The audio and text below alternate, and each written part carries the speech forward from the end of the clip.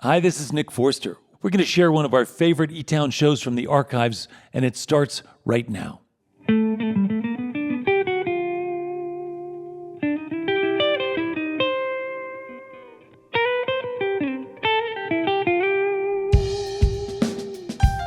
Live from eTown Hall in the foothills of the Rocky Mountains, it's eTown with this week's guests. From Portland, Oregon, Caleb Klauder Reeb Willms.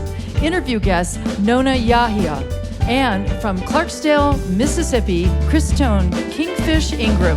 I'm Helen Forster. Join me now in welcoming Nick Forster.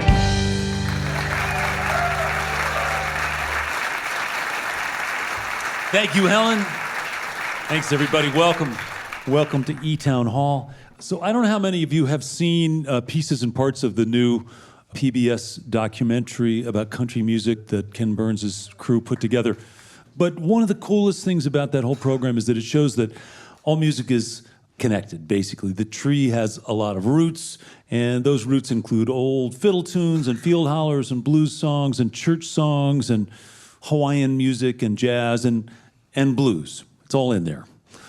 So this week we get to kind of continue on that journey a little bit, connecting the dots between the Appalachian and country and western roots music of Caleb Klauder Reeb Willms, who are here from Portland, Oregon, and our first guest, Christone Kingfish Ingram, who grew up in Clarksdale, Mississippi. He started playing music as a kid, first drums and then bass, and then guitar. His mother and dad encouraged him, even took him to the local blues museum where there was a program to get some guitar instruction from when he was little. And he took to it right away, and he practiced all the time. And when his friends were listening to hip-hop or rap, he was listening to Muddy Waters and Lightnin' Hopkins and Prince and other things too. But as a teenager, he built a following. Fans called him an old soul because he could sing and play like somebody who'd been doing it for decades. He jammed with Buddy Guy, he kept Mo, Eric Gales. He played at the White House for Michelle Obama when he was a teenager. His first record debuted at #1 on the Billboard Blues chart, Rolling Stone, Billboard, NPR. They're all calling him a prodigy. Well, he is here. He's really young. He's really good. He's a good guy. Really happy to have him here. Please help me welcome, along with his band, Christone Kingfish Ingram.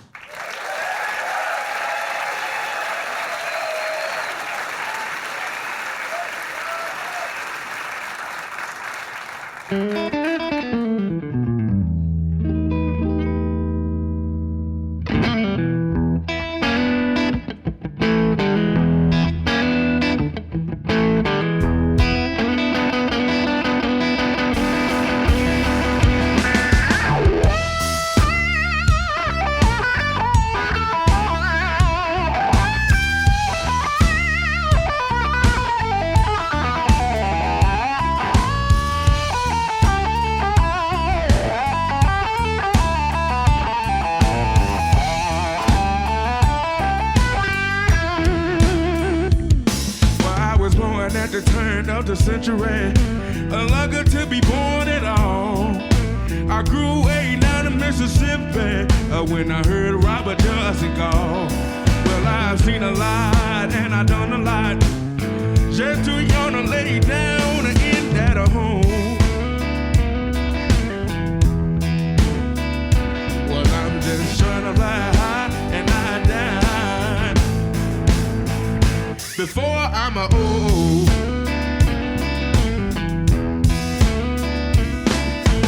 Breaking the rocks on a chain gang up until the sun went down. Too many souls are buried in the dirt poured down to ground.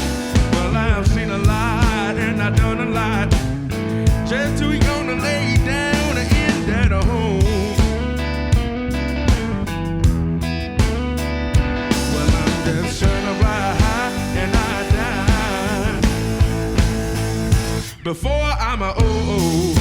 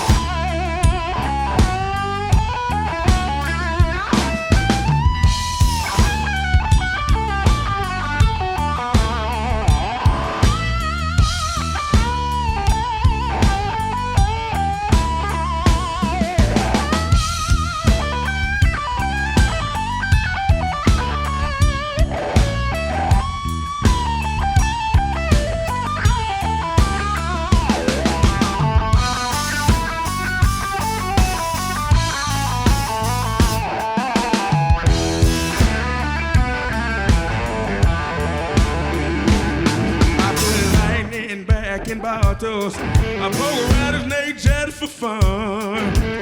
People say I got an old soul, and I ain't even 21. But I've seen a lot, and I've done a lot. Just till we gonna lay down and end at a home.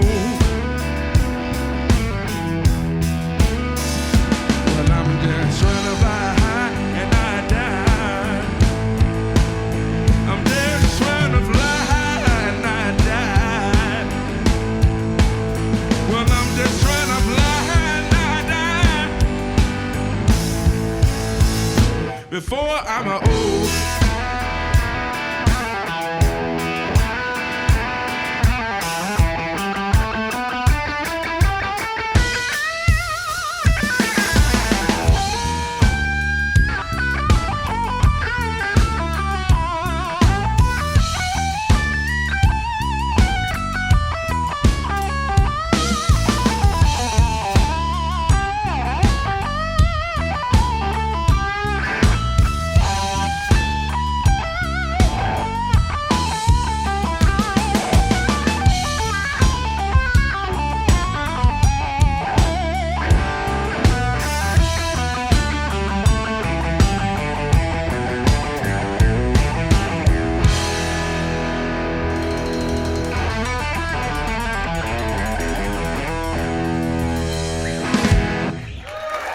Thank you.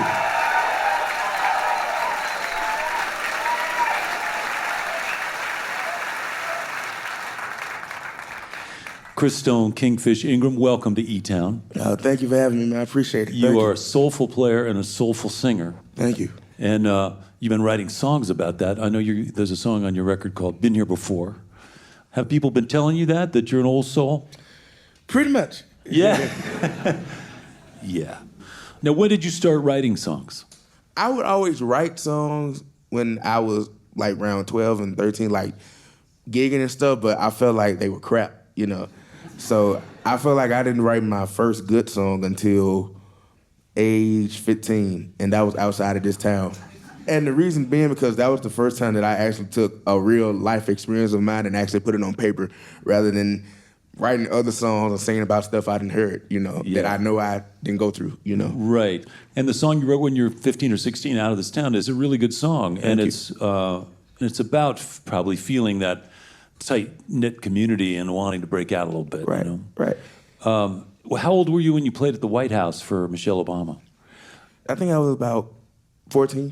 14, yeah. No, 15 because it was in 2014. So sorry about that, yeah. So then you put your first record out, and it debuts #1 on the blues chart, Billboard Blues chart. You had just turned 20, is that right? Yes, sir. So you said goodbye to your teenage years, and then you stepped up the big time. You've already accomplished all this stuff. And now you're touring, you're traveling around, you're headlining shows of your own. What's surprising? I mean, you'd already spent time in the bars, you'd already played all the clubs, you'd paid your dues. Now you're traveling around.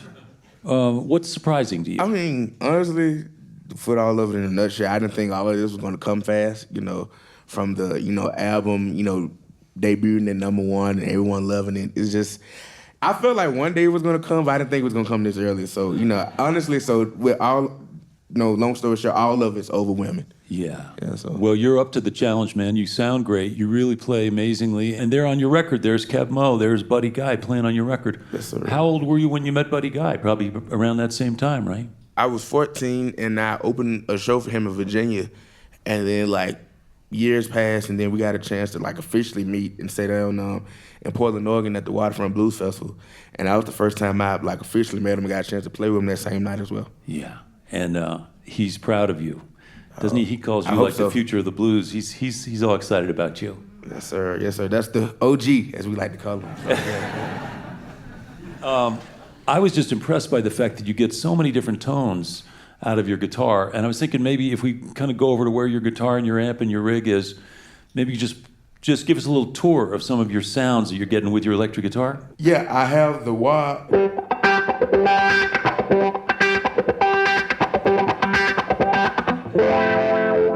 Stuff like that.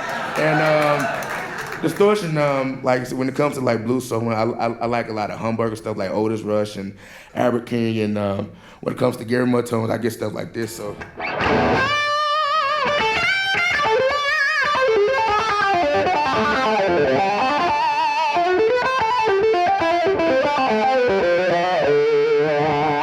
And that's it.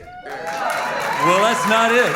There's a lot more in between, I know, but I appreciate you just giving us the quick tour. And meanwhile, we'll get back to music. Welcome back to eTown, if you would. Christone, Kingfish, Ingram, along with his band.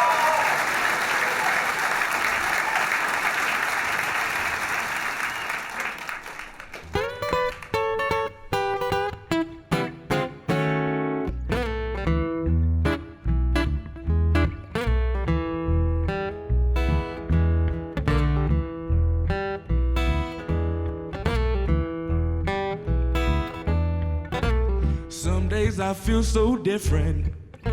It's like I don't fit in. Some kids like the greatest hits, but I like Guitar Slim. See your grandma singing, and she'd be talking to the Lord.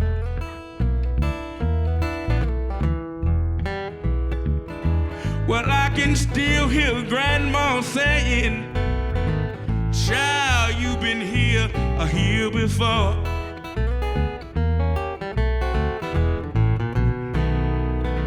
I don't know where I came from or how I got this way. Mama said the sky lit up with lightning on my birthday. See here grandma saying, and she'd be talking to the Lord.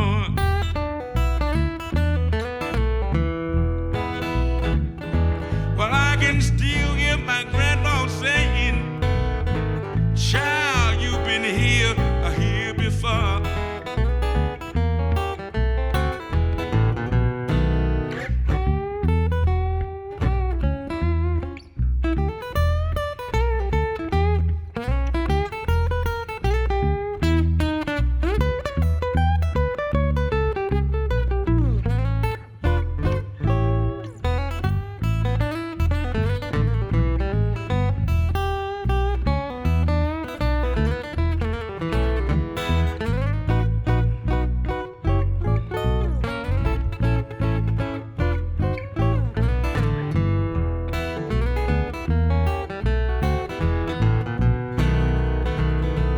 Looking back, I wonder on the things I've done. No one really knows where I came from. See here grandma singing, and she'll be talking to the Lord.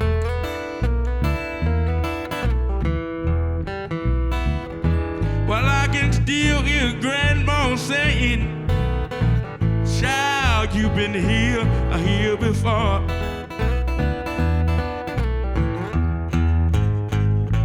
I can still hear grandma saying, child, you've been here before.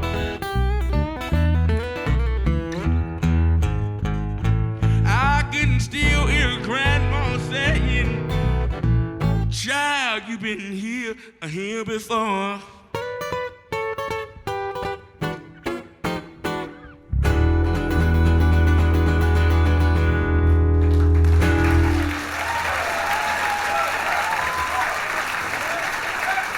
That's Christone, Kingfish, Ingram from Clarksdale, Mississippi, along with Paul Rogers on the bass and Joe Eagle on the drums. The record is called Kingfish, out on Alligator Records. These guys are going to be back later on to play some more music. Your visit to eTown is made possible in part by the Scientific and Cultural Facilities District, or SCFD, one of the largest cultural funding mechanisms in the United States, supporting nearly 300 organizations in the greater Denver area. As a reminder, for your viewing pleasure, there are over 2,000 videos on the eTown YouTube channel, where you can also subscribe in order to stay up to date with our latest offerings. By the way, did you know that eTown is produced by a nonprofit organization committed to bringing people together through music and conversation? For over 3 decades, we've been on the air celebrating all the things we have in common and highlighting ways in which we can treat each other and the planet better. If you'd like to learn more about eTown or to get involved, please visit etown.org. You're listening to eTown.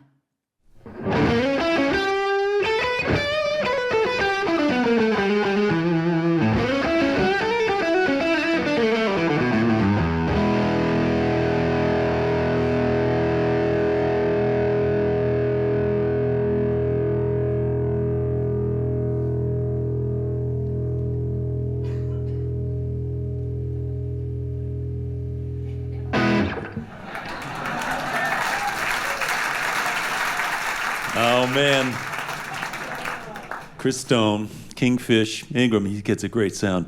Those guys will be back, play some more music later on in the show. I'm Nick Forster. You're listening to eTown. Coming up, Caleb Klauder and Reeb Willms are here from Portland, Oregon to play some music. But first, every week, we get a chance to share some stories that we hear about from listeners around the country who tell us about people who inspire them in their hometowns. And often these are volunteers or people who are just looking around and trying to solve a problem. Sometimes they're authors or scientists or innovators in different ways. We get these stories and we get to share them with you guys. And this week I happen to know is a good one. And here comes Helen Forster to tell you about this week's guest. They're all good, Nick. Nona Yehia of Jackson Hole, Wyoming joins us this week to tell us about a unique model for growing food sustainably. Now, many of us are aware that water has become an increasingly precious and limited resource. What with temperatures rising due to climate change and droughts occurring more frequently and intensely all over the world, all that, plus the fact that the world's population continues to increase, is putting a strain on traditional agriculture.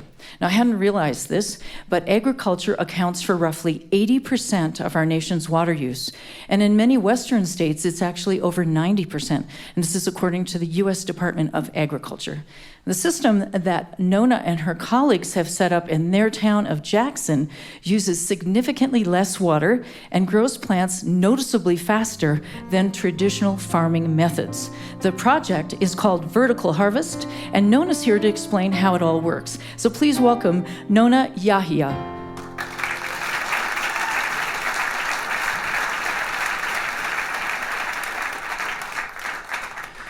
Hey, Nona, thanks for joining us. Thank you, Nick. It's so great to be here in beautiful eTown Hall. Oh, thanks. Well, it's not too shabby in Jackson, Wyoming either, so thank you for making the trip. No, it's not. But well, tell us, I know not all of our listeners have been to Jackson. Why don't you tell us a little bit about the town? It's an incredibly beautiful place. In the winter, it's about 15,000 people. In the summer, the population rises to about 3 million because of Yellowstone National Park. Wild. And we're the gateway to that park. And so one of the things that I love about Jackson is it's also a burgeoning foodie scene. Yeah. And I love participating in that. Yeah. So the long winter means not exactly a gardener's delight. No, not at all. But you came up with some cool ideas. What motivated you to start this project? Well, none of us, set out to be vertical farmers. Right. I'm an architect by trade, and I really got involved with architecture because at its best, it can be a vehicle for social impact and change. Mm-hmm. And it can really reflect a community's values. And so I was looking for projects like that. And we conceived of the idea in 2008. And if you recall where we were at that point, yeah. Architecture wasn't a vehicle for much of anything. There weren't many architectural projects to be had because of the recession. My co-founder was a sustainability consultant, and she was acutely aware of the fact that we import most of our food because of our incredibly short growing season. So we get our food from California, Mexico, Florida. And so she was looking for a way that we could create a local source of food in our community. And I had been working on a residential scale greenhouse that would last the Wyoming winter. She asked me to help. So we came together, we brought our talents together, and we started looking for a location. And that's really how it all got started. Mm-hmm. And tell us what vertical farming is all about. Well, it's really about using space efficiently. Yeah. So it's farming in a controlled indoor environment But by stacking growing systems, we can grow as much as we can in as small a space as possible. So in our 3-story greenhouse, we've stacked 3 greenhouses on top of one another. And so we've created different microclimates to grow different crops. And we are able to grow a lot of food in a very small area. That's wild. So what's the ratio of like what you can grow in your world, vertical farming, as opposed to conventional farming? Well, our farm exists on 1/10 of an acre, and we grow the equivalent of 10 acres worth of traditional farming. Oh, wild. Yeah.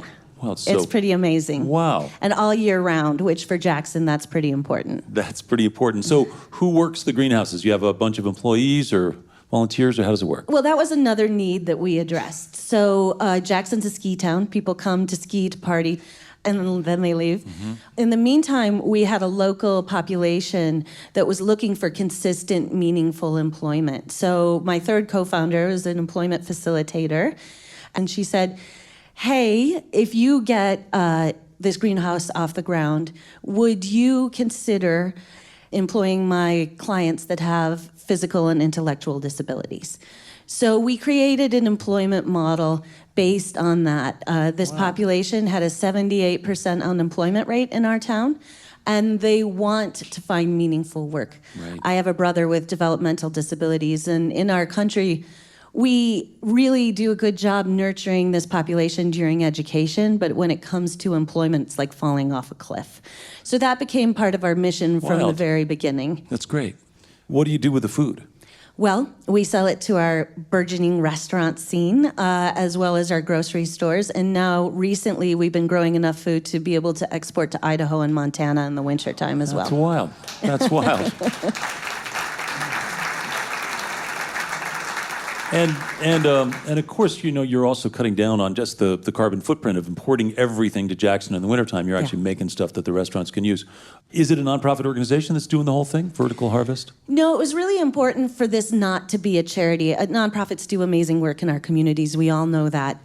But this was important for us to be a model, a sustainable model that could be scaled and replicated, and really highlight the notion that people with disabilities, and what we call actually who have different abilities, deserve the chance to work within a profitable environment. So from the outset, a lot of people really wanted it to become 501c3, but we found what is known to many people as a B Corp, or in Wyoming, a triple LC, which is a for-profit business with a nonprofit soul, which allows us to measure our financial goals alongside our social mission. Yeah. And so it really creates a really wonderful culture. Helen was talking about the water usage too, so we haven't touched on that yet. So this is more water efficient than conventional agriculture. Yes, we recirculate all our water, and so it's 90% more efficient than traditional agriculture. 90% more efficient. And when did you start this project? Well, it was conceived of in 2008, and we've been 3 years in operation now. Mm-hmm. And our goal is 100,000 pounds of produce a year. And so, Nona, is there a website if people want to see pictures and learn all about what you're up to? There are great pictures of our amazing farmers. We call them unexpected farmers. And you can find it at www.verticalharvestjackson.com. Verticalharvestjackson.com. Yes. And this model is replicable. It could be used worldwide. It's super efficient. Mm-hmm. It's super productive. The output is healthy and nutritious. And the employment model is really interesting, too, in that you're reaching out and really creating meaningful employment for people who could really use it. Yeah, I think that is the thing that keeps us getting up in the morning. It's hard. Vertical farming is not for the faint of heart.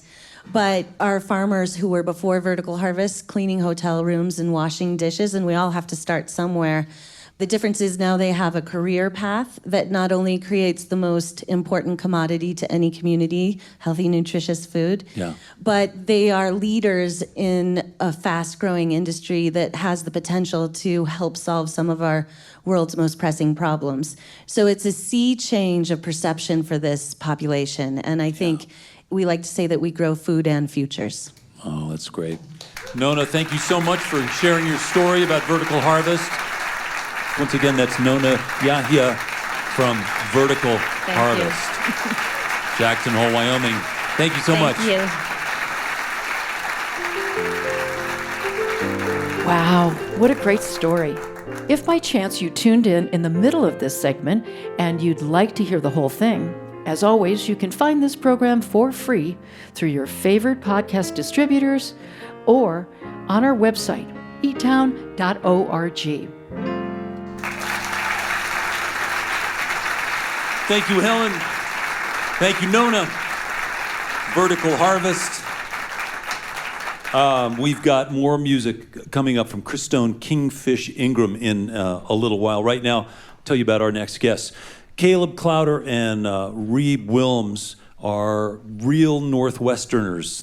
Reeb grew up in a musical family in the wheat farming region of central Washington state, watching her uncles and her dad play old country songs. And Caleb grew up on Orcas Island in the San Juans, pretty much due west from Bellingham, Washington. But his mother's family comes from Tennessee, and there was music in his world growing up too. They now live in Portland, Oregon, and they're part of a really cool and vibrant old-time country Cajun music scene. And they're in bands like the Foghorn String Band or the Caleb Klauder Country Band or the Foghorn Duo or Trio, and just what we have here this week, which is the duet of Caleb and Reeb. They also play Cajun music with some of our friends like Joel Savoy and Dirk Powell, but whatever they do, these guys bring some energy and a ton of original songs. Sort of like the blues that Kingfish Ingram plays, the music comes from a deep tradition, and they've really studied it, and then they've added to it. So happy they're here. Please welcome to eTown for their first visit, Caleb Klauder and Reeb Willms.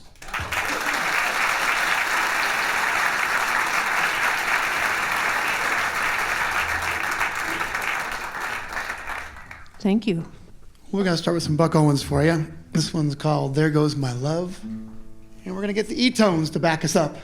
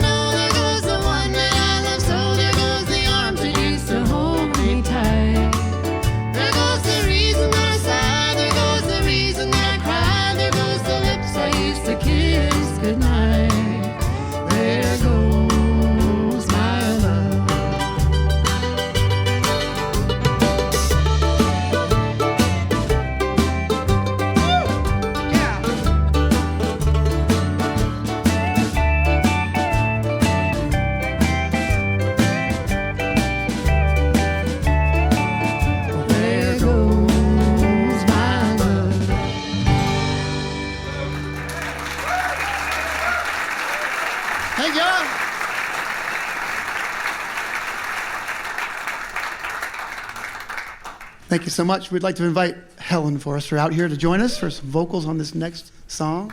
Make her welcome, Miss Helen Forrester.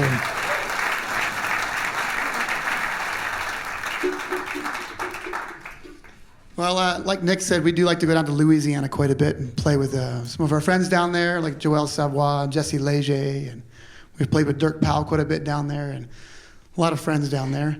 But this song I wrote long before I ever went down there, playing Cajun music and meeting those folks. It's called New Shoes. 1, 2, 3.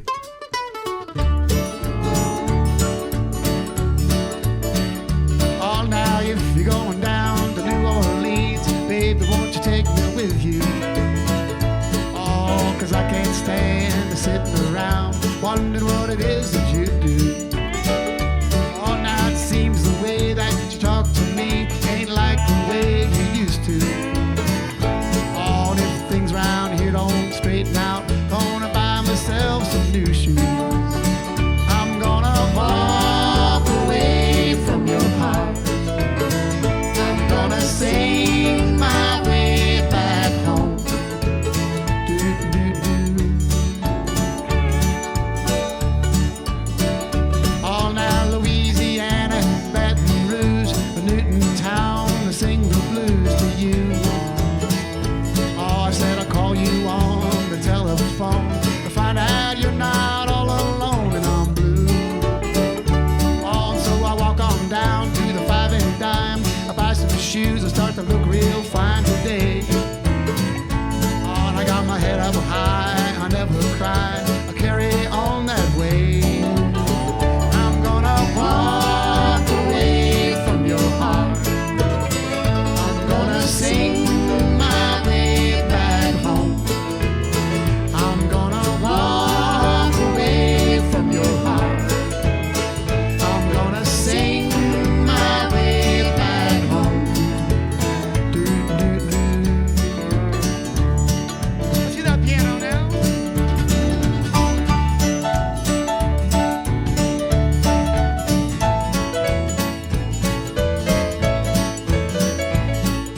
Yeah.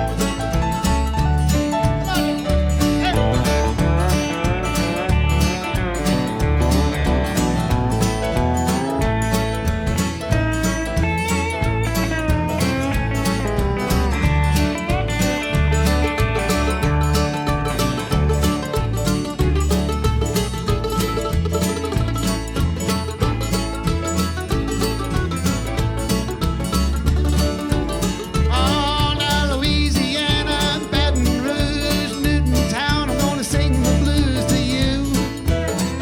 Oh, I said I'll call you on the telephone. I find out you're not all alone and I'm blue. Oh, so I walk on down to the 5 and dime. I buy some shoes that start to look real fine today. Oh, and I got my head up high and I never cry. I carry on that way. Oh, I'm gonna walk away from your heart. I'm gonna sing my way back home. I'm gonna walk away from your heart. I'm gonna sing my way back home.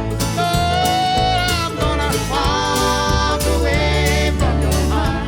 Oh, I'm gonna sing my way back home. Oh, I'm gonna walk away from your heart. Yes, I'm gonna sing my way back home.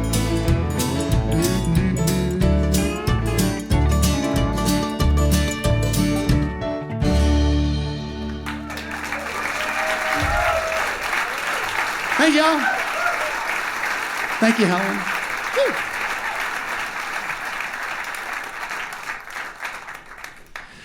Caleb Klauder and Reeb Willms. Welcome to eTown. So it's so cool. Your music sounds old, but it isn't a lot of times. So tell me a little bit about writing songs in the tradition so that it'll actually, fool people into thinking it's an old song when it's not.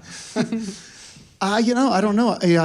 Playing a lot of old traditional music for a long time, Yeah. I think has really just kind of embedded it in there. Yeah. Reeb, I know you grew up in the right smack dab in the middle of the Washington state, That's right. up on a plateau, wheat-growing plateau. Mm-hmm. Has your family been there for a long time? Well, I'm the fourth generation on our farm. Yeah. My great-grandmother grew up just over the hill, so I think we've been there longer, but Been there a while, yeah. on our farm anyway. And music in your family, right? Yeah. And so when you're growing up, and I have a sort of Little House on the Prairie picture in my mind, but I'm sure it's wrong. But Wasn't quite that wholesome, but yeah, nearly as wholesome. nearly as wholesome. But I imagine there's some get together at the end of a long day's work, and people pull out the mandolins and fiddles and guitars and banjos and sing and play. Yeah, I think that's true. I wish I'd been around to see my great uncles and grandpa play. I don't know what kind of music they played. I imagine it was some kind of pop at the time.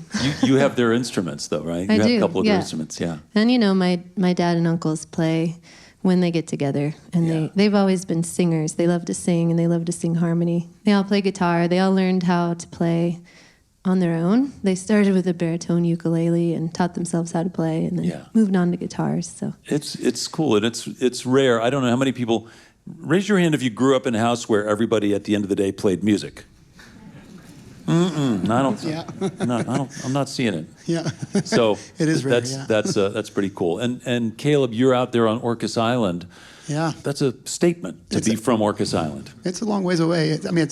My mom's from Knoxville. My dad was from southern part of New Jersey. And they just needed to get out of the East Coast, get out, move away. And they looked over in Alaska. They looked up and down the West Coast. They even looked over in New Zealand, they said. And they settled on Orcas Island. Yeah. And what about music? You've got the Tennessee roots on your mom's side, and Yeah. the Bruce Springsteen, New Jersey roots on your dad's side. Yeah, I got all mixed up, didn't I? My mom doesn't play at all. My mom's side doesn't really play any music that I know of. My dad played the trumpet, and his mom played piano. Wow. So I didn't really get it in the house at all. Mm-hmm. So tell us a little bit about the scene in Portland, because you've got these bands. You're sort of like somewhere between a Swiss Army knife and a Rosetta Stone, where you can sort of like do all these different things and you fit into all these different scenes. Yeah, we have, like I said, we have a country band, a honky-tonk country band, like this with a fiddle, and we play in this great kind of divey bar with a big dance floor. Mm-hmm. And we get a big dance crowd going, and there's a couple different dance scenes around town, swing and Lindy Hop and honky-tonk. We're trying to get more Cajun music and dancing happening. Yeah.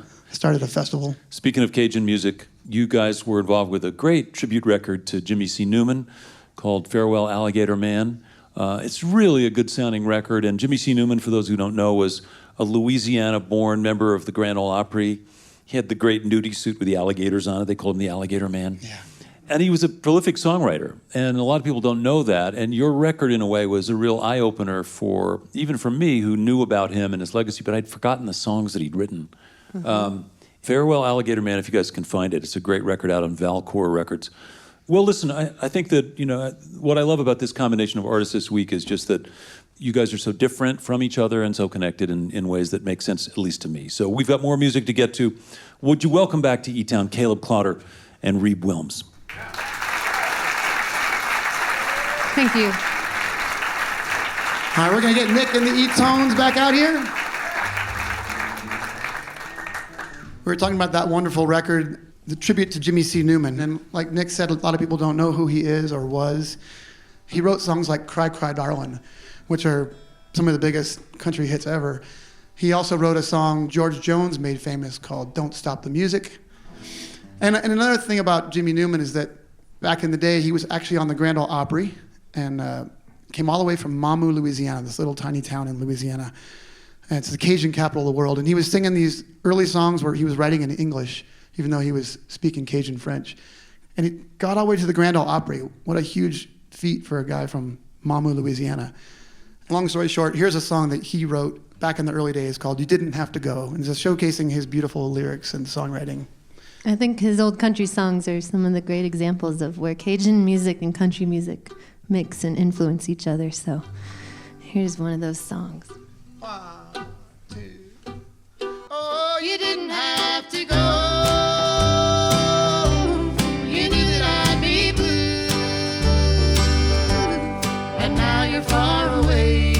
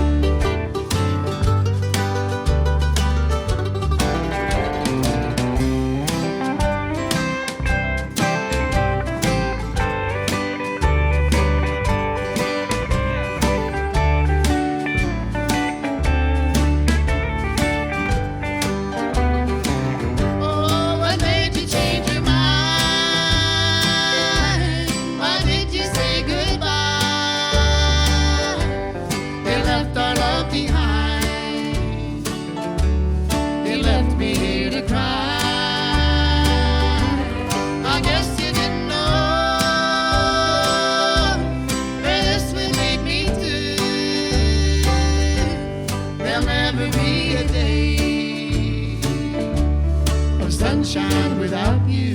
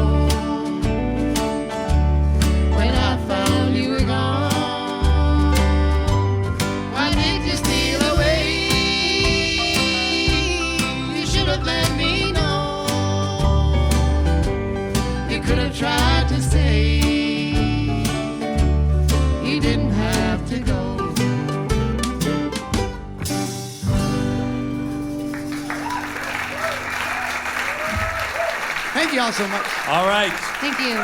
Caleb Klauder Reeb Willms. The record is called Innocent Road, out on West Sound Records, along with eTone's Chris Engelman, Christian Teal, Ron Jolly, and Helen Forster. Thank you. Caleb and Reeb.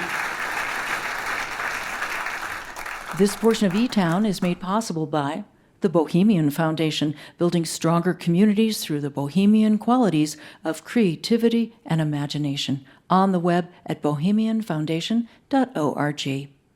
And by our diverse family of NPR affiliates and community stations, plus college and commercial stations, as well as our international stations and podcast subscribers worldwide. Thank you for your continued support. Hey, if you're curious about eTown's home base, eTown Hall, our beautiful solar-powered music venue, community center, and recording studio in downtown Boulder, Colorado, you can learn more about it on our website, eTown.org. You're listening to eTown.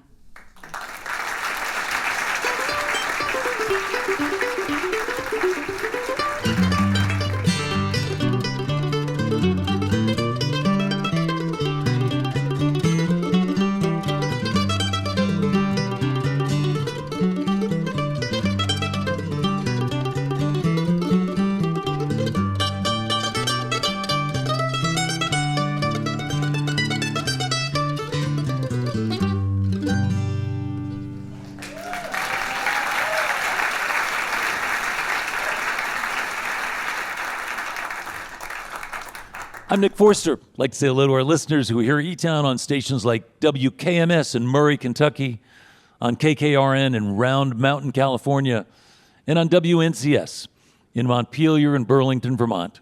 As always, if you want more information about any of the stuff that's going on at eTown, you want to get tickets to live shows or learn more about this week's guests, you can find all kinds of stuff at eTown.org. Plus, you can always subscribe to our YouTube channel, where you can find a few thousand great videos from eTown.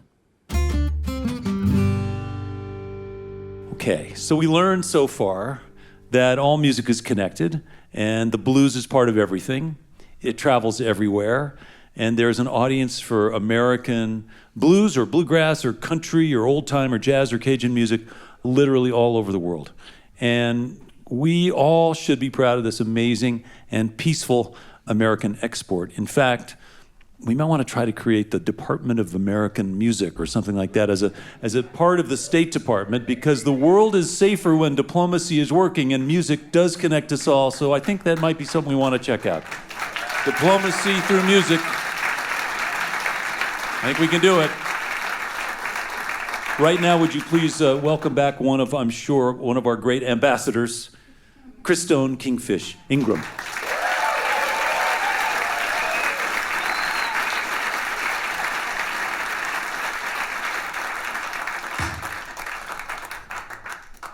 No coffee for my breakfast, no butter on my roll. I ain't got a drop of milk for the cornflakes in my bowl. Well, I'm all fresh out,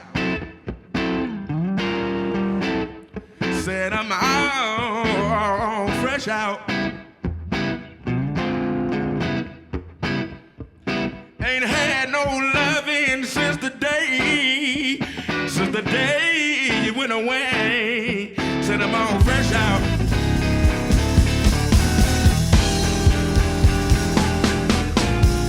No jelly in the jar, no flour in the sack. I ain't got nothing cooking, baby. Please, won't you come back? Well, I'm all fresh out. Said I'm all fresh out.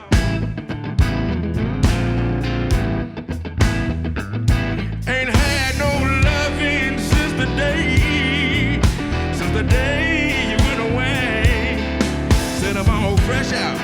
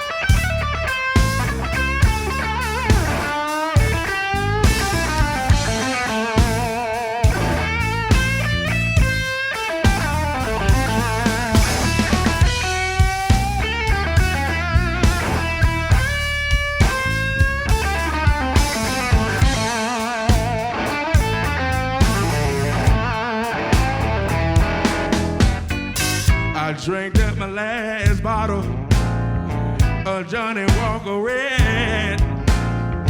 Nobody in this house but me and an empty van. Well, I'm all fresh out. Said I'm all fresh out.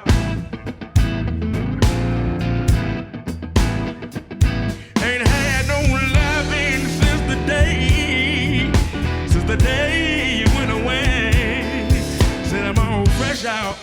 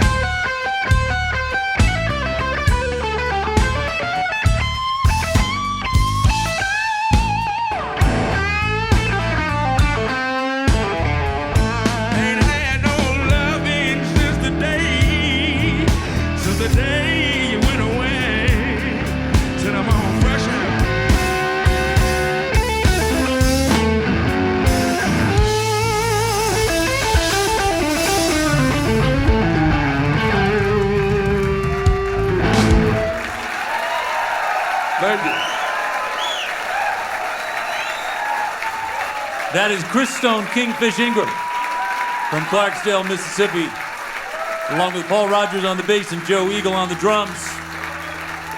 I think we're going to remember this show. We're going to say, oh yeah, I remember that. I remember seeing him at eTown. What a talent. We're going to do one more song and get everybody out here on stage. I want to thank all our guests. I want to thank our interview guest, of course. Nona Yehia was here with Vertical Harvest from Jackson, Wyoming, telling us about super efficient farming practices that she's launching. Thanks to Caleb Klauder and Reeb Willms coming out from Portland, Oregon. Thanks to the eTones and Helen Forster, and thanks to Christone Kingfish Ingram and his band. So we always have a great puzzle when we're thinking about what song we're going to do at the end, right? And so continuing in our theme of all music is connected and it's all shares the common roots, we found Jimmy Reed and Bill Monroe, and we're this little mashup. I'm Nick Forster. Hope you can be with us next week right here in eTown. Hey, on the road is rocky, but it won't be rocky long. On down the road is rocky, but it won't be rocky long. Well, another man has got my woman and gone. You'll never miss your water till the well runs dry. You'll never miss your water till the well runs dry. You'll never miss your woman until she says goodbye. I don't believe, believe.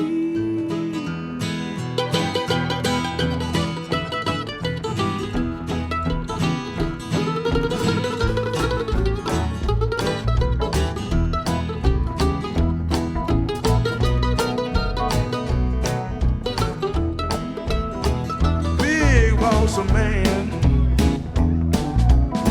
can't you hear me when I call? A big boss of man, can't you hear me when I call?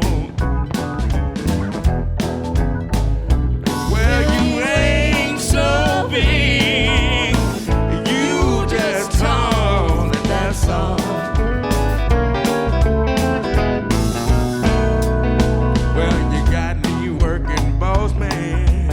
Working around the clock.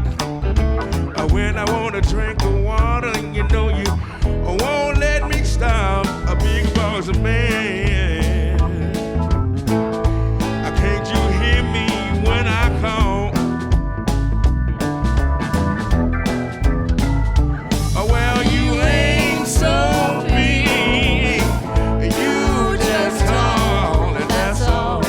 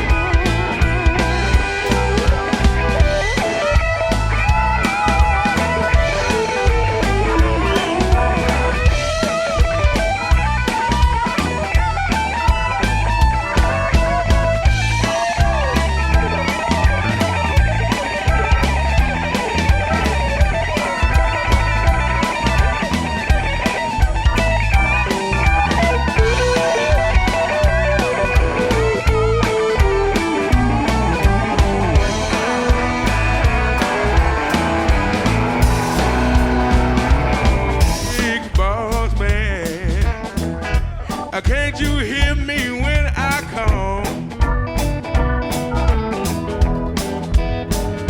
A big boss man. Can't you hear me when I call? Well, you ain't so big. You just tall, and that's all. Well, you ain't so big. You just tall, and that's all.